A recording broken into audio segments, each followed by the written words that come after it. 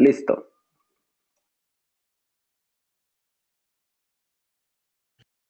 Buenas tardes.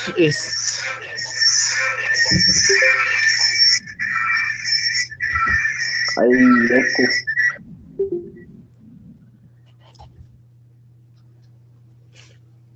Ahora sí, ¿me escuchan bien? Sí. Ok, perfecto. Buenas tardes. Mi nombre es Ricardo Zúñiga y hoy vamos a hablar sobre performance. No sé si alguno no me conoce, pero bueno, si alguno me conoce, pues bien, y los que no me conocen, yo soy parte del equipo de Ruby on Rails de Costa Rica. Soy parte del equipo de Square Root. Y tengo aproximadamente unos 5 años de estar trabajando en Ruby. Para los que no me conocen. Entonces vamos a hablar un poquito, básicamente, de lo que es performance. A este punto, nosotros podríamos decir que el performance es muy necesario para todas las aplicaciones que nosotros realizamos en nuestro día a día. Pero a veces, sin querer, no nos damos cuenta de cuántos factores pueden influir en una configuración de un servidor o en la manera en que escribimos nuestro código en el performance de un sitio, sea en nuestro ambiente local o sea en el ambiente ya de producción. A veces uno no toma en cuenta varios factores, como cuánto va a ser el flujo de trabajo, o cuántos datos, o cuántas personas van a estar usando la aplicación al mismo tiempo. Muchas veces en local el rendimiento es lo mejor posible, pero podría ser aún mejor. Entonces, muchos de los factores que influyen en el rendimiento o el buen performance de Ruby on Rails es básicamente en cómo esté configurado el servidor, cómo está hecho el código. También nos va a decir mucho cuánto ese sitio va a ser o muy lento o va a responder como nosotros realmente queremos o como el cliente así lo desea. ¿Qué puedo hacer en este punto que el código de Ruby sea lento? Hay muchos factores, pero entre las más importantes o los 4, digamos, grandes pilares que podríamos decir que hacen nuestro código lento es muchas veces la complejidad algorítmica del código. A veces existen y van a haber muchas situaciones en las que es código muy complejo, se realizan muchas iteraciones, en las iteraciones se llaman a funciones muy pesadas y todo eso consume recursos. Entonces, muchas de esas cosas van a hacer que nuestro código sea lento.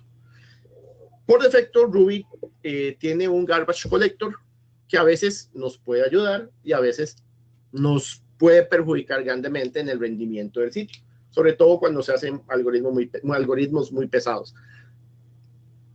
Hablar del garbage collector ya sería un tema completo, cómo manejarlo, cómo tunearlo, cómo hacerlo mejor. Yo tengo un libro que les puedo proporcionar luego, en el cual se habla mucho de cómo manejar el garbage collector para que tengan más información de cómo optimizarlo de manera eficiente. También, una de las factoras de que el código Ruby sea lento es tener versiones viejas de Ruby. Eso, en algunas situaciones simplemente no vamos a poder hacer mucho, nosotros como desarrolladores, pero si existiese la posibilidad de siempre estar en la última versión de Ruby, sería lo mejor, porque constantemente se está optimizando el código, se está mejorando el código del lado de Ruby, entonces vamos a ir obteniendo mejoras en cada cambio de versión, también como los huecos de seguridad y otro tipo de situaciones. Y lo que podríamos llegar a decir que algo que hace que Ruby sea muy lento es el uso excesivo de las entradas y salidas a disco duro. Esto es muy penalizado, hacer muchas llamadas a base de datos, leer archivos físicos dentro del servidor, leer CSVs, este tipo de cosas. Si se hace de manera muy constante o se hace de sobremanera, vamos a tener muchos golpes de performance en nuestro sitio. Entonces son cosas que vamos a tener que tener muy en cuenta a la hora de codificar.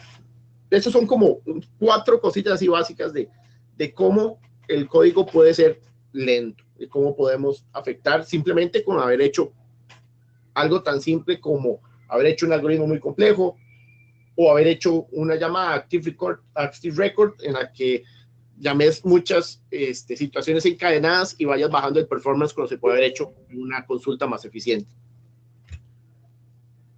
¿Por qué deberíamos pensar en el performance? Básicamente, sabemos que en nuestros días modernos tenemos máquinas muy potentes. Nuestras máquinas de desarrollo tienden a ser o son el tope de la línea para desarrollo. Tenemos muchos recursos disponibles. Los servidores de desarrollo, los servidores de stage también tienen buenos recursos, se usan poco, se usan para testing. Y los servidores de producción también van a tener buenos recursos. Pero entonces, ¿por qué tenemos que pensar en qué? Pensemos en el performance. Básicamente, que las máquinas sean rápidas, que los servidores sean rápidos, que todos nuestros ambientes sean rápidos, no nos deja excusas para escribir programas lentos. Todo lo contrario, tenemos que buscar siempre las mejores prácticas para que ese código sea eficiente. Y muchas veces, usar el syntax sugar a veces puede hacer un gran hit de diferencia en el performance. Vamos a ver un par de ejemplos que tengo preparados, son tomados de nuestro amigo Internet, pero las pruebas las hice local utilizando benchmark. Algo tan simple como hacer un merge con bank y un merge sin bank. La diferencia es que el merge, como todos sabemos, el merge con bank hace el merge directamente sobre la variable en cuestión. Versus si nosotros hacemos una copia, tenemos aquí la misma variable y le hacemos un merge contra otro hash. En este caso, esto se va a hacer 10 millones de veces. Es más que todo para que se vea un poco sustancial, porque digamos, si es una cosa que se hace solo una vez, no se nota. No se nota, simplemente no se ve. Pero ya muchas iteraciones, una gran cantidad de iteraciones, ahí donde vamos a ir viendo que la cosa tiene un golpe de performance. ¿Esto por qué grandes iteraciones? Porque usted a la hora de estar en producción, usted no sabe cuántos usuarios lo van a estar usando. Puede estar usando una persona, puede estar usando 1 millón de personas al mismo tiempo. Entonces, muchas de estas pequeñas cosas tienen un impacto, toman recursos. Entonces, eso puede hacer que en algún punto la aplicación se empiece a tornar lenta. Y eso, obviamente, no lo queremos como experiencia de usuario. Entonces, aquí una gran diferencia, digamos, entre estas dos, que son exactamente lo mismo, es que cuando se hace el merge, haciendo una copia, lo que estamos haciendo realmente estamos haciendo una copia de H y a esa copia le estamos metiendo el merge de sí mismo con este hash. Eso lo que está haciendo es en memoria tomando una copia y asignándole el valor de otra. Entonces, estamos perdiendo recursos en esa asignación. ¿Cuál es la diferencia con el bank? El bank básicamente lo hace de manera inmediata sobre sí mismo. Entonces, nos evitamos esa copia en memoria. Entonces, como pueden ver acá, con 10 millones tengo una afectación cuando se hace la copia de aproximadamente unos 23 segundos versus 11 segundos que tiene el no usar una variable temporal. Pero no vayamos muy lejos. Otro ejemplo. Código es básicamente como para comparar el más igual, la concatenación de strings, el más igual contra no sé cómo se llama bien esto es, yo le digo doble mayor. Ahorita no recuerdo cómo decirlo, pero digamos es como la gran diferencia. Los resultados son considerables. Si lo vemos a una escala menor, digamos con un string de no mayor a 10 letras, vamos a obtener exactamente el mismo performance. Simplemente el sistema lo va a actuar de una manera rápida, eficaz, pero no lo vamos a notar. Vamos a empezar a notarlo cuando el string tiene un mayor tamaño. Cuando ya el string se empieza a hacer más grande, ya vamos a tener golpes de performance. ¿Esto por qué? Porque la asignación de más igual está funcionando como que a lo que ya existe, asignémosle una copia de lo que ya hay. Entonces él lo que haciendo es también usando una variable en memoria adicional, y eso va a ir quitando y va a ir quitando y va a ir quitando tiempo y lo va haciendo más grande. Entonces ya con un length superior a los 10.000 ya se nota que, por ejemplo, el más igual dura aproximadamente unos 2 segundos contra el otro que dura una fracción de segundo. Pues sigue siendo más rápido esto. E inclusive si interpoláramos el string, sería aún más rápido. ¿Por qué con valores así de grandes? Como le mencionaba, nosotros no sabemos cuántas veces va a ser triggerado una función ya estando en producción. Entonces, algo que en nuestro servidor local o en nuestro computadora local o en Stage o en Integration corre de manera muy rápida y eficiente, tal vez ya en producción con muchos usuarios atacando el sistema al mismo tiempo, va a empezar a generar un impacto. Y esto cuesta mucho verlo, porque a veces uno está en producción y el cliente nos dice, la aplicación está muy lenta.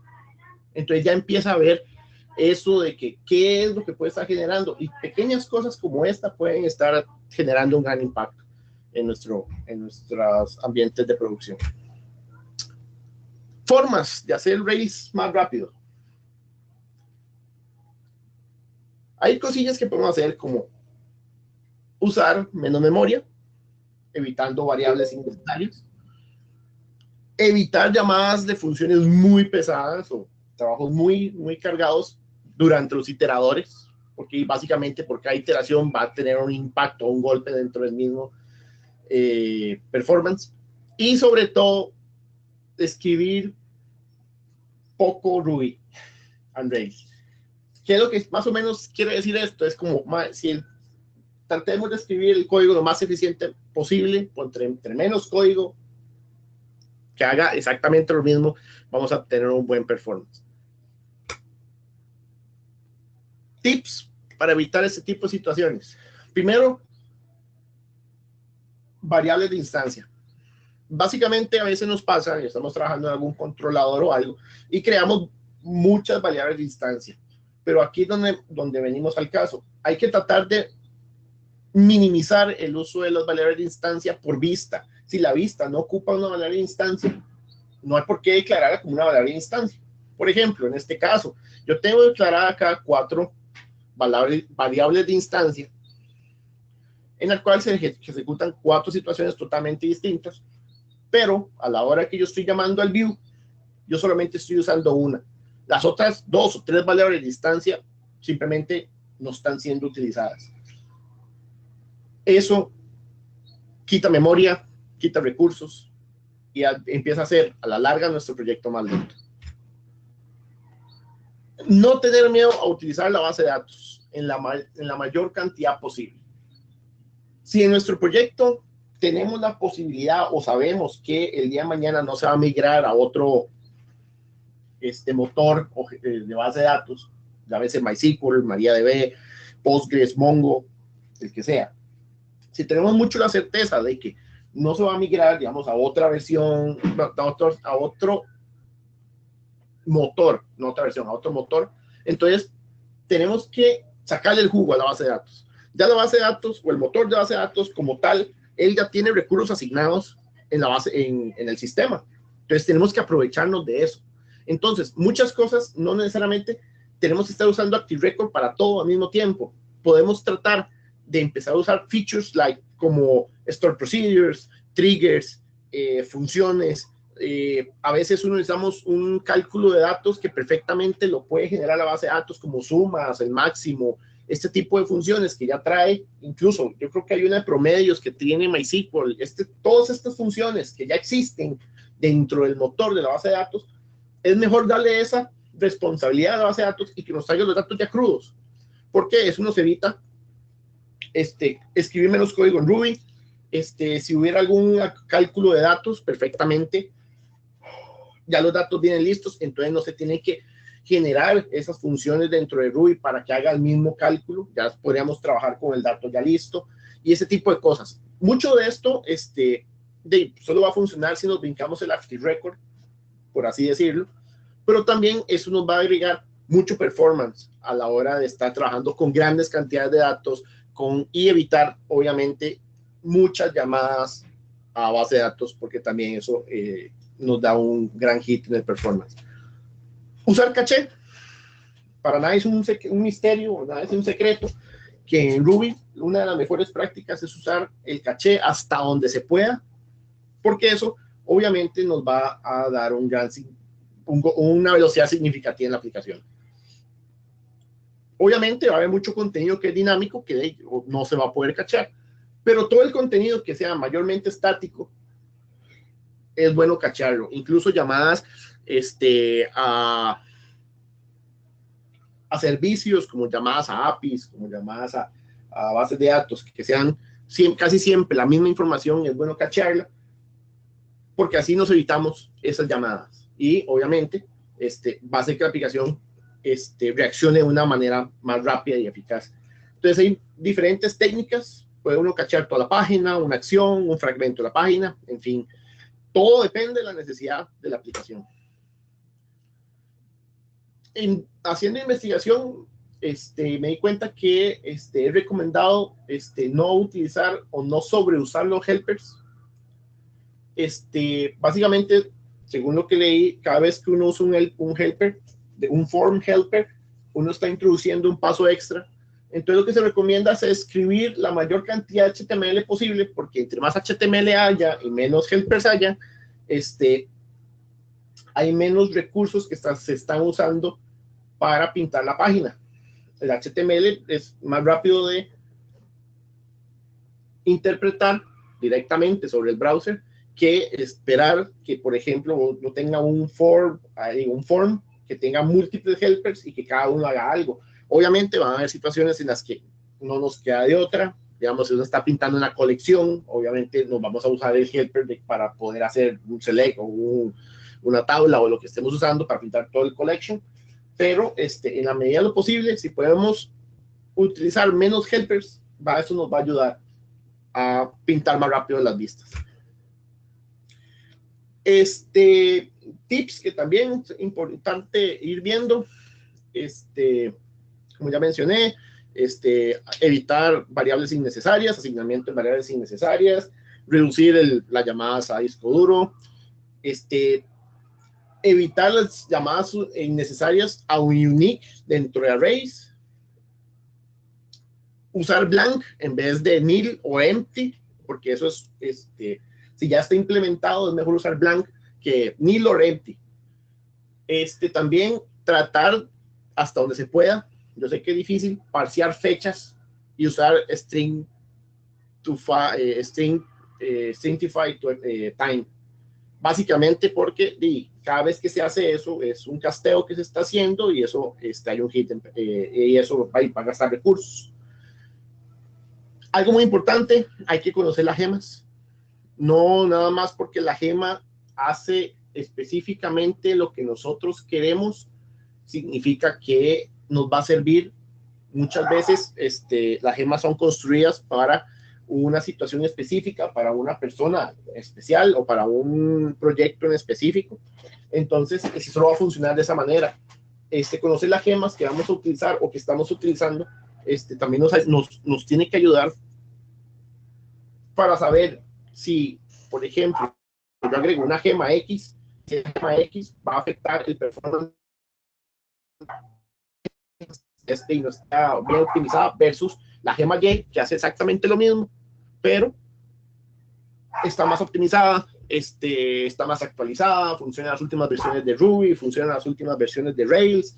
Entonces es muy diferente versus una gema que ya está descontinuada, que nadie la ve y que tiene como 20,000 forks.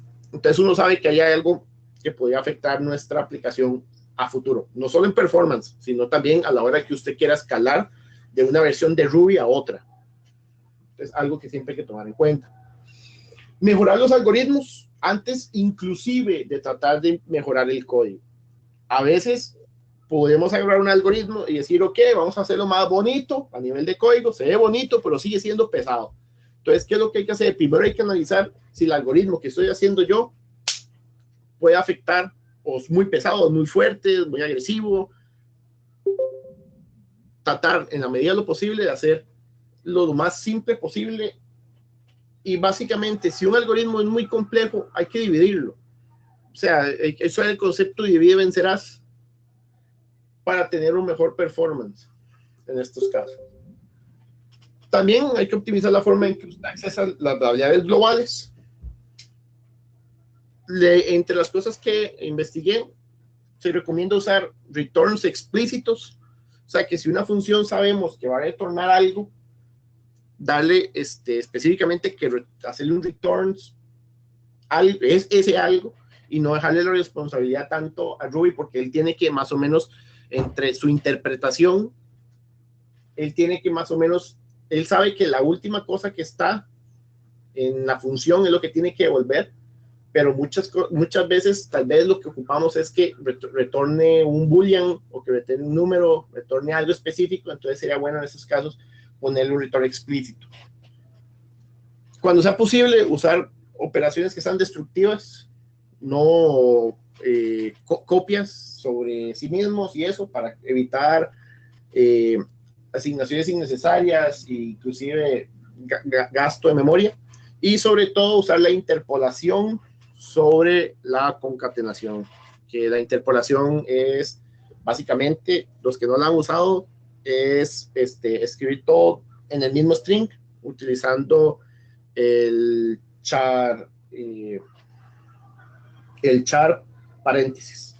Entonces eso le da muchísimo más performance y evita un montón de problemas que la concatenación ya vimos que nos podría generar a grandes escalas.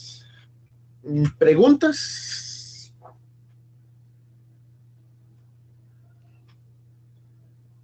Mae, ¿hay alguna gema que nos, así como hay gemas para ver calidad de código, que nos ayude como a identificar a dónde podemos hacer mejoras y a dónde estamos teniendo fallas de rendimiento, problemas de performance? Vieras que entre lo que busqué no encontré ninguna, porque es muy relativo lo que podría usted considerar mejora de performance entre un proyecto y otro. Lo más, digamos, lo más recomendado en estos puntos es utilizar Ruby Critic y Ruby Best Practice y Metric Foo para siempre estar monitoreando la calidad de código. La ventaja tal vez ahorita en este punto con Ruby Critic es que él también te analiza la complejidad del mismo. Entonces, no existe, digamos, una herramienta como tal para poder medir el performance, pero por lo menos sí te puede dar hints de dónde tu código puede estar haciendo algoritmos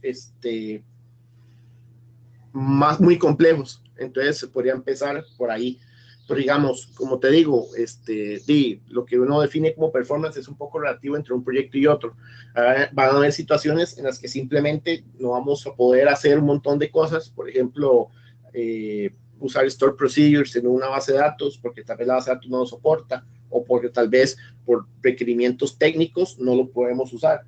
Entonces, ese tipo de cosas es relativo. O sea, lo mejor es tratar de hacerlo lo más eficiente posible desde el inicio y en algunos casos, cuando uno no está seguro, utilizar benchmark, que viene dentro del mismo suite de Ruby on Rails y de Ruby, creo que viene, para hacer pruebas de rendimiento, así como a gran escala.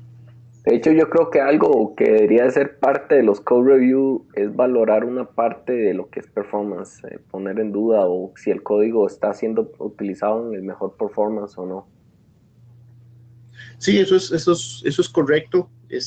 Para los que ya tienen la política o la práctica de code reviews, es importante que cuando uno vea una función que amerite o se vea compleja, indagar un poco o pedirle al developer que si le puede hacer alguna prueba de rendimiento o si eso no va a afectar el rendimiento de la aplicación. Eso es muy, muy importante. Nosotros en Square tuvimos un par de situaciones así que ya estamos reparando, pero sí, a veces uno no los deja pasar en un code review porque se centra mucho en cómo está escrito el código y a veces hay que ahondar un poco en cómo funciona el código.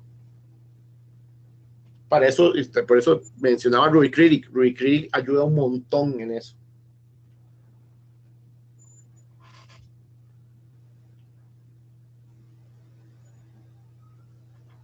¿Alguien más con preguntas?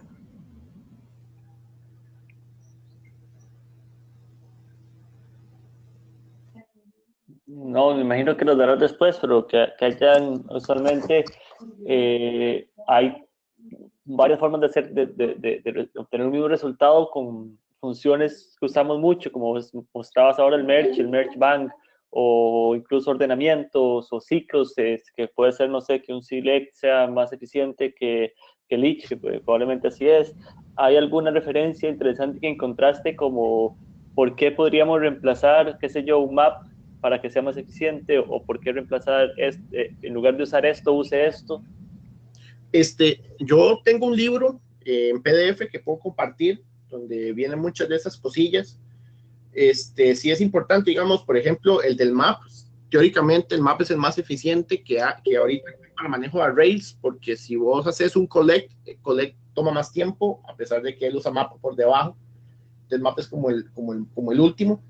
Si hay algunas recomendaciones, por lo menos a nivel de base de datos que yo estuve viendo, por ejemplo, que si usted hace un select, o sea, si usted llama directamente .select a un modelo, va a ser más eficiente si usted le dice exactamente cuáles son los fields que usted necesita versus un select asterisco. Eso cambia mucho la perspectiva. Incluso en After Record hay miles de cosas, digamos, para mejorar dentro del performance, como el usar includes en vez de joins, usar creo que es el usar, por ejemplo, hacer un modelo .all, .select algo, o sea, ya usted le está condicionando de que tráigame todos los records primero y después de ahí ejecúteme un par de cosas. Entonces, digamos, el all y hacerle un all.each es malísimo.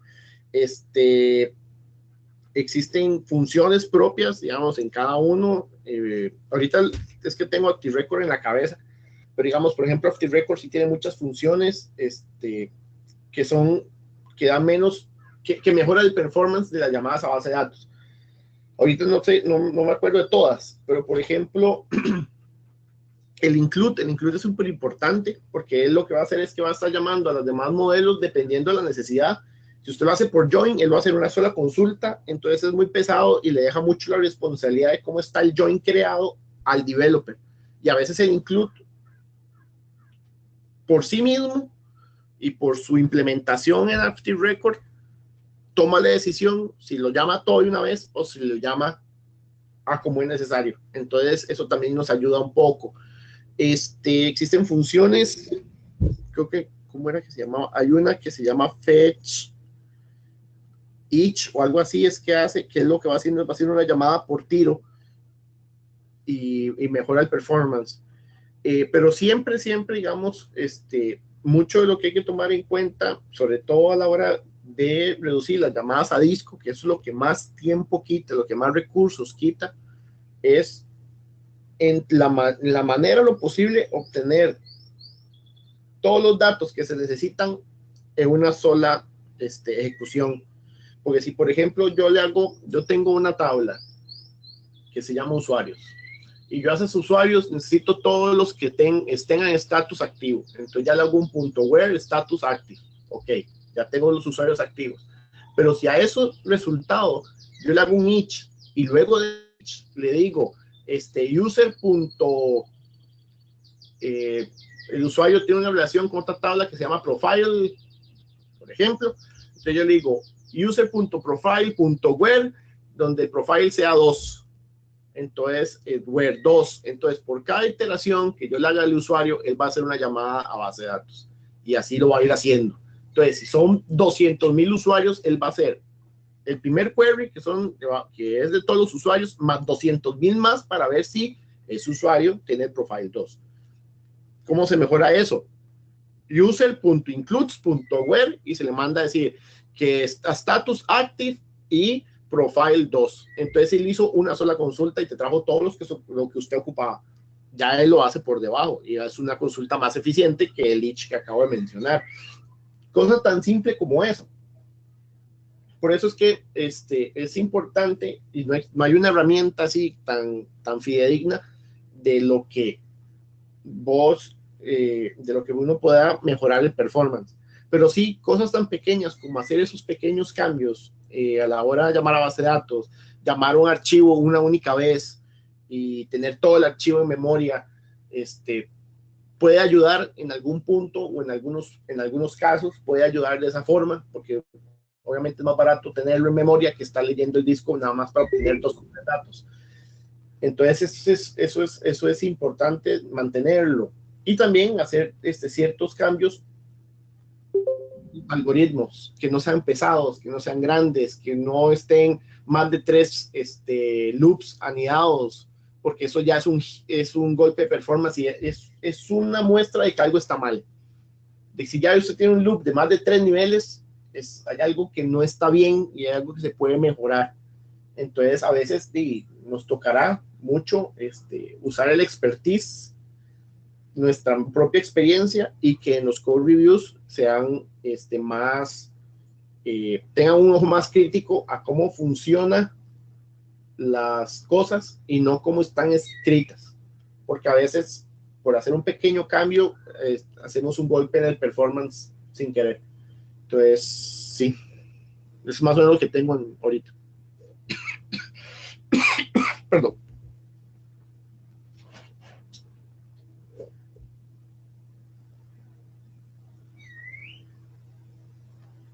No sé si alguien más tiene más preguntas. No, de mi parte, no, gracias.